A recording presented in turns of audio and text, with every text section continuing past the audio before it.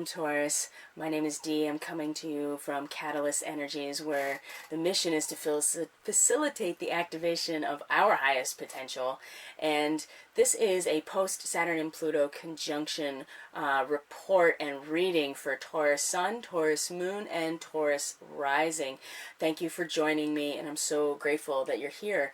So let's talk about this Saturn-Pluto conjunction and just Capricorn in general, because it has been disruptive and certainly life-changing for many people right now. And Taurus is no exception. Everybody has been feeling it because Capricorn is in everybody's chart. So for Taurus specifically, the Saturn-Pluto conjunction and all of this Capricorn energy, because we also have the Sun, we have Mercury, we have Jupiter, and then we have Saturn and Pluto in Capricorn. Now, Mercury is going to be moving into Aquarius within the next day, and so Mercury is going to be moving out of this really serious, like, conversational tone into an air sign, which he will be much, much happier about. But in the meantime, we still have Mercury in this place and is still activating for Taurus the 9th house of belief systems,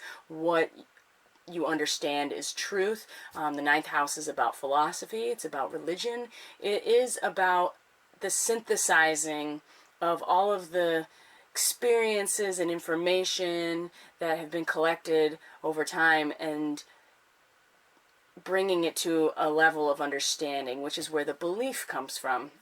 So with Taurus, with the Saturn and Pluto conjunction specifically, because Pluto has been moving through Capricorn for about 12 years, since 2008, and Saturn coming along and conjuncting is not only ending a cycle from the last Saturn-Pluto conjunction, which was in the early 80s and had to do with Libra, so all about relationships. Now that that cycle is ended, it's beginning a new cycle, and it has more to do, since it is Capricorn, about what we're building, what kind of structures and institutions that are long-lasting and provide a legacy. What is it that we're building? So it's interesting that Taurus, the house of belief and truth, and how you understand reality is very much based in materialism and earth energy, which makes sense for Taurus, right? Because Taurus is a fixed earth sign. So how you understand reality, your belief systems,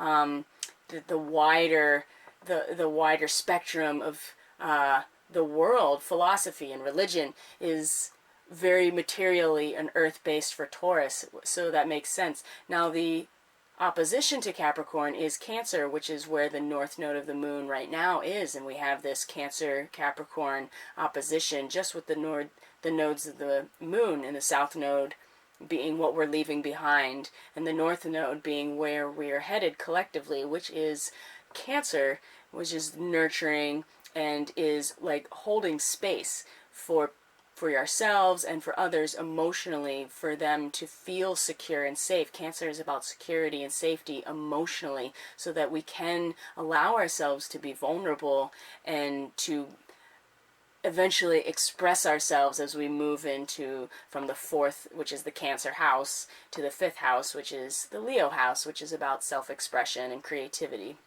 But until we can feel safe and secure in the 4th house, we can't really move towards a full expression of ourselves in a heart-centered way. So for Taurus, right now that opposition is the 3rd and 9th house, with Cancer being in the 3rd house of information, communication, short-term travel. It is the movement, a mental energy that has to do with the framework, the context in which you not even understand reality, but it's the actual system of language. So it could be kind of like the grammar, learning the grammar, the syntax, the the alphabet of a language. It's like third house is about learning the language itself. It is about the thoughts that you allow in and the way you communicate out to others. How do you speak to others? How do you speak to yourself? What thoughts are running through your mind on a regular basis that then go on and shape reality around you? That is very much the third house. It's how you start to make sense of the reality around you. And so with this third and ninth house opposition for Taurus, with the Capricorn energy being the ninth house, there has been most likely a very large disruption in the way that Taurus people are understanding reality. Their belief systems are being potentially disrupted. What it is that they see or understand the philosophy of life, the thesis that they've developed based on everything that they've experienced so far is certainly being shifted and transformed, and it's happened in a very real way. And so Taurus is being invited to maybe, I would say, check more into that third house with that Cancer energy, that North Node in Cancer energy, where we're all collectively heading, and seeing how Taurus people can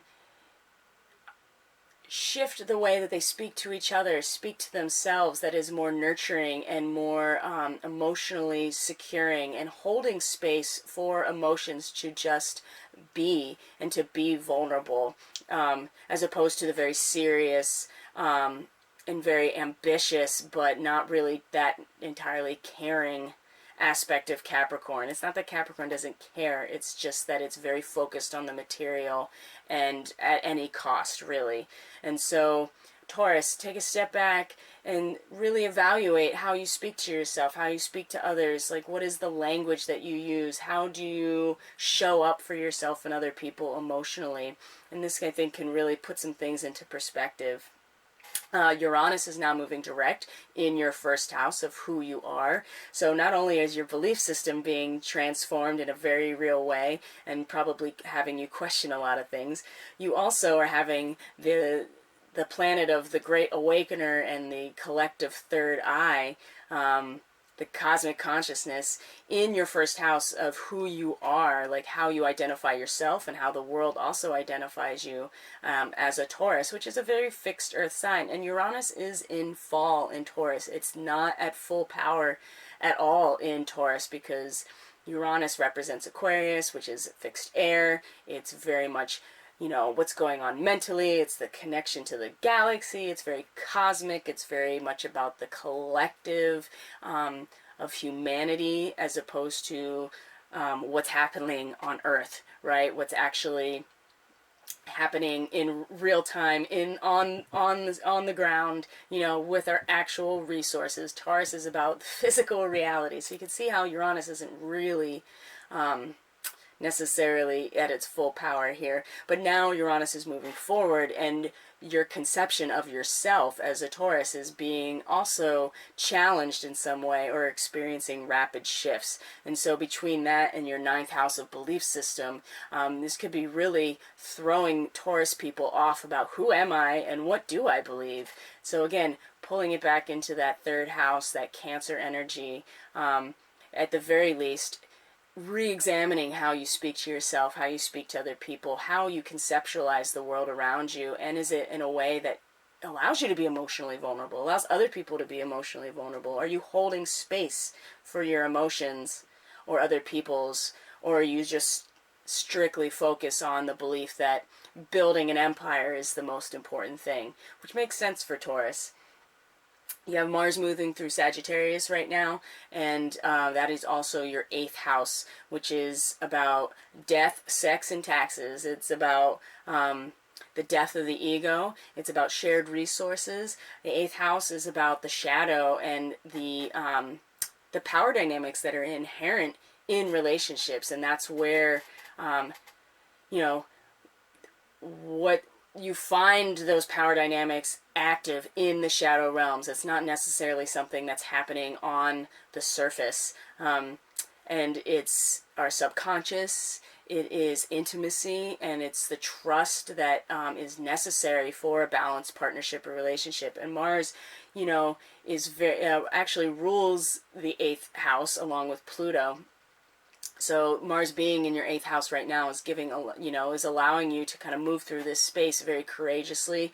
You have it also with a fellow fire sign of Sagittarius, which is very optimistic and always looking up to the big picture. You know, Sagittarius does rule the 9th house traditionally. So Sagittarius is the centaur. It's the archer, always aiming, high to the most the big truth, the most optimistic thing, and then there's very expansive there. And so I think Mars is giving you a lot of power to dig a little deeper into those darker spaces, and to have some optimism about it, and to be courageous, and to trust yourself as you move through these spaces. I think there's a lot of information to be gained for Taurus by connecting with Mars right now in your 8th house. And then you have Venus that just moved into Pisces, and also Neptune that's been in Pisces for quite a while now, and that's your 11th house. That is your networks, the collective you're part of, your community. It also represents your hopes and dreams, what you hope to accomplish as a result of all of the effort that you're going through in your life, the experiences that you're having, the career that you're potentially building, the family that you're building, whatever it is that you have come here to do. The 11th house is kind of the culmination point in a very collective way. It is very much about the community you're part in, the networking that you have. And so it does have to do with, the 11th house now has a lot to do with as well social media and the internet, and it because of its potential for connecting larger networks of people. And Pisces, Venus and moving into here now, which is your ruler. Venus is your ruler. I think it's a lot of beautiful inspiration, especially when she eventually comes with Neptune, who's been here for a long time. It's really stimulating your desire to want to kind of dissolve back into your network, seeing the network, the community, the collective as an ocean of inspiration and creativity, is returning to source in some ways. And I think that's really beautiful. And Venus is going to now bring this into a place that's way more tangible. I think Neptune being here for a long time is very inspiring, but it's been kind of confusing and foggy and not really very tangible at all. But now that Venus is here, it's going to bring it into, your ruler is going to bring it into like real life, and it's going to be very inspiring, and it's going to motivate you to want to find the networks and be part of the collective that is harmonious for you and that provides beauty. Tauruses love beauty. They love to feel good. They like to appeal to their senses, and that's definitely what Venus likes too. So when it comes to your networks and it comes to your community and your hopes and dreams, Venus is really going to bring it into tangible reality, and that's a really nice place to focus as well. So I pulled the cards for your reading already, and we're just going to get an idea of, for Taurus, some extra guidance and some things to think about, things to feel about how to move forward after this conjunction, because it has been very disruptive, I think, for a lot of people, and Taurus especially. Your belief systems and the concept of who you are might be changing very quickly, and also things are getting you're just being constantly challenged, it seems like, about what you believe and what is your belief system. So the energy coming into the situation that is being brought in, that we're bringing into this present moment, what's been happening that's coming in right now. Well, that's fascinating. So this is the Four of Keys. So the keys is this is the Akashic Tarot, Akashic Tarot, and the keys are the earth element. So very much lined up with Taurus. So the Four of Keys, it's called clearing the way, and so these people are in like a horse-drawn carriage, and there's a big log in the way, and they're trying to get to this like little cottage, and you can see that the sun is like beaming golden light. But this is reversed for you, and when it's reversed, it actually is suggesting that the way has already been cleared. It's time for you to move forward, and this is the energy coming into this moment. And so the Saturn and Pluto conjunction, since it already happened and had been building and building and building, I think is what cleared the way for you very, very materially. And it helped clear the way because it needed to clear not only your belief system, but it also needed to clear the way for Uranus to move forward and to for you to reconceptualize who you are as a person. And so the way has already been cleared. Even if it doesn't seem like it, it is definitely what's coming into this situation. So what is in this present moment right now? And in the present moment, we do have a moon in Libra, which is your 6th house of service. What you do on the daily to cultivate your inner mastery. So that's very much about your work routines and your health regimen. Like, what is your daily activity? So that's where the moon is right now in Libra for you. But we're looking at the present moment. Oh, so the 8 of Roses. So roses, emotional, it's heart-centered, has to do with love. And this is the Sangha, or the community. So right now is a really great time to tap into where is your community, this 11th house energy for you, which is very, very much about emotions and love and like universal spiritual love, because the Sangha is a spiritual community. And so this is Venus and Neptune in Pisces in your 11th house of larger networks and the community you're part of. And so what's happening right now, I think, for Taurus is a reevaluation and a desire really to connect to this network, to connect to this community.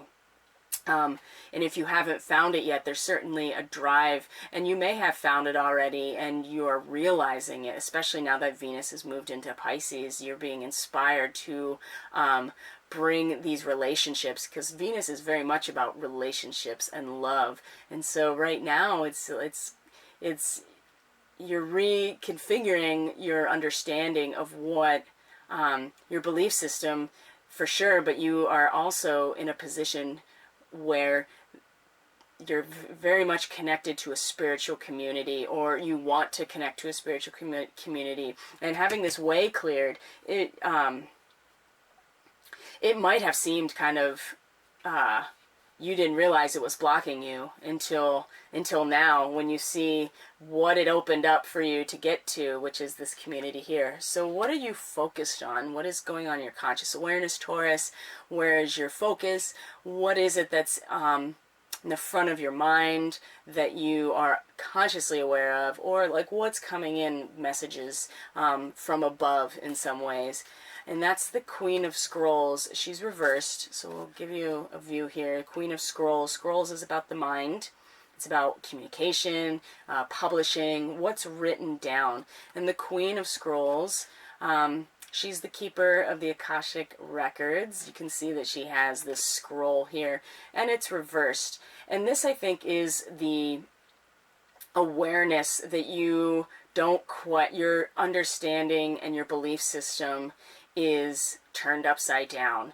And the Queen represents the water element, the feminine, the sacred feminine, and tapping into the Cancer energy in your 3rd house, I think, will help align with this energy a lot better. Because right now, what's on the top of the front of your mind, what you're consciously aware of, is the fact that you don't, there is no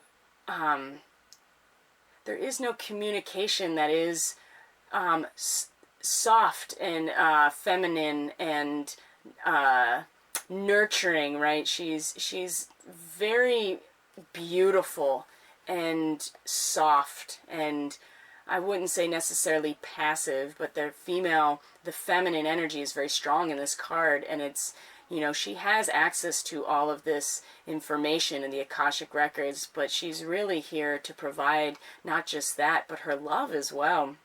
And I think that you're very aware of that, especially with this Saturn-Pluto conjunction, and you're looking for it. I think you're missing it. You want this, and that's, again, the 3rd house. The 3rd house is a Gemini house. It's a mental energy. Aligning with that is going to help bring this into balance for Taurus. What's on what's in our the subconscious of Taurus, what is out of our awareness, what is the energetic root of Taurus right now coming out of this Saturn-Pluto conjunction. So we have the Archangel Gabriel, number 3, but also reversed. There is, Gabriel is traditionally the archangel that has a message. Gabriel has the trumpet. Gabriel is the one that comes down on Judgment Day. This is real. I don't have a ton of experience in Christian symbolism and mythology, but my understanding is that it is Gabriel that sounds the trumpet for the resurrection on Judgment Day. And you can see here he actually has his bugle or his horn, and he is here to give a message. Now, there is definitely some information that is not getting through to Taurus, and which is where the root is, and not really hearing the call or resisting the call. And I think that there is this community here, this desire to be a part of the community, and there's also what you're focused on and aware of is that you're not quite aligned with this really loving communication, whatever that looks like for you. Like I said, Saturn and Pluto and Capricorn it's been throwing everybody for a loop, and it's really readjusting your belief system. And I think that where you're rooted right now is not hearing the call, is resisting the message in some ways, which would explain why it would be hard to align with the Queen of Scrolls, of really accepting that the way has been cleared for you, if you are resisting it. This could also be that hearing the call or the message is more of an internalized experience, that it's really turning it inward and hearing the call from within, which is where we're rooted. But it seems to me that there's a real struggle with hearing the message or being open to the message, that there's some rootedness in fear or resistance around this, even though there is a desire for a connection, there is a desire for a loving communication and holding space. But there's some resistance here, Taurus, that could also be Chiron in Aries, which is your 12th house. That is interesting. Chiron is the wounded healer. In Aries right now, it's very much about our inner child that is really needing attention and needs to be acknowledged for the parts of ourselves that are suffering, the parts of ourselves that don't feel acknowledged or validated, the parts of ourselves that have been hurt, that we eventually need to let go of and move on from. And perhaps this is where the resistance is coming from, because this is in your 12th house, which is going back to source. And there could be some resistance here of aligning with a divine message, because there's been pain in the past. There has been even past life pain around aligning with this divine message or accepting it. This could have led to some other kind of trauma in a past life or when we were younger, to really trust the message. Here we go. I think there is a trust issue that's going on for Taurus deep down, which is not allowing for a free flow of energy. And again, having your belief system completely challenged at this point would certainly aggravate trust. But then that's the 8th house, is about trust. And Mars in Sagittarius is there right now. So again, going back to that Mars energy. So what's the effect of all of these things interacting with each other? What is likely to be expected with all of these aspects interacting with each other? Oh, that's fascinating. The 5 of Keys, wishes fulfilled. Oh, that's so interesting. That's wonderful. This is a very Taurus card because it has all of this food and wine and this beautiful little cottage that's overlooking a beautiful valley and a landscape, and it's just getting everything that you want and feeling safe and secure in your home space. God, that is such a Taurus card for sure. And I think really you're getting it from this moment of realizing the value of a community, of a spiritual community, no less. You know, Neptune and Pisces, and then Venus and Pisces, absolutely a spiritual community in your 11th house. There is an energetic resistance to being kind to yourself, speaking kind words, the way that you talk to yourself. And there's definitely a trust issue when it comes to hearing the divine message. And I can understand that too with Chiron and Aries, that wounded healer in the 12th house, back to our, the divinity in all of us, the spiritual source. And Neptune in Pisces for a long time, and like I said, had been really foggy. So you weren't really sure. And I think there is some resistance here. Certainly a little bit of trust can go a long way for for the messages you really are receiving. So I'm going to pull some animal. These are spirit messages from our animal guides. And I'm going to pull some guidance from the animals, especially as a Taurus. You're an earth sign. The animals and the plants are our family, and they have a lot to teach us, and this will give Taurus some insight on how to best utilize this post-Saturn and Pluto conjunction energy. Alright. Oh, they're all flying out. What guidance is there for Taurus? Here's one. The panda. Create a sacred space for yourself in your home and place of work. Absolutely. This is where safety and a spiritual community can start. Even if you create it within yourself, in your own little space, no matter where you are, you can create a space that allows you to feel sacred and allows you to feel safe. And this is absolutely where it can start.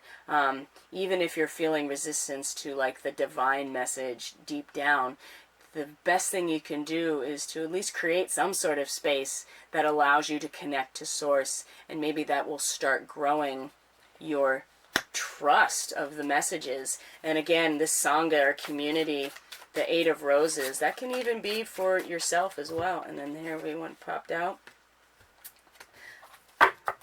Let's see here. One more for Taurus. What can you do, Taurus, to really make the best of this energy? Saturn and Pluto and beyond. Yeah. There it is. Not that one. This one. Alright, the octopus. Practice shape-shifting by altering your physical appearance and mannerisms. Octopi, they change color based on how they feel, right? They change color based on what they interpret in their environment and how they emotionally respond to it. So when they're relaxed, they're one color, and when they're scared, they're another color, or when they're agitated, they're another color. And so this allows you to really tap into the idea that you can be whatever shape you want to be, and it all has to do with your association with the emotions that are coming in and coming through you. So how you identify them, what you think about them, how you utilize them, and you can shift your own shape in a way, just like the octopus, to reflect how you feel. But you have a choice in that matter. I would say that you have the Taurus. Sorry about that. I have some technical difficulties. So, but I did finish up your reading, and I just wanted to say thank you for joining me. Thank you so much for subscribing to this channel. Thank you if you have subscribed based on the content that you've watched here. If you're interested in reaching out to me or booking any of my services, I do astrology, intuitive card readings, and Reiki. You can find all my information in the description box below, and that will give you all of the contact information, all the ways to reach me. You can really conveniently book a session online through my Facebook page right now, so that's pretty cool. And I really appreciate you being here. I hope you're doing really well and that you are finding the community that you can really be yourself in as we move forward from the Saturn and Pluto conjunction. So thank you very much, Taurus, and take care of yourself. Until next time, see ya.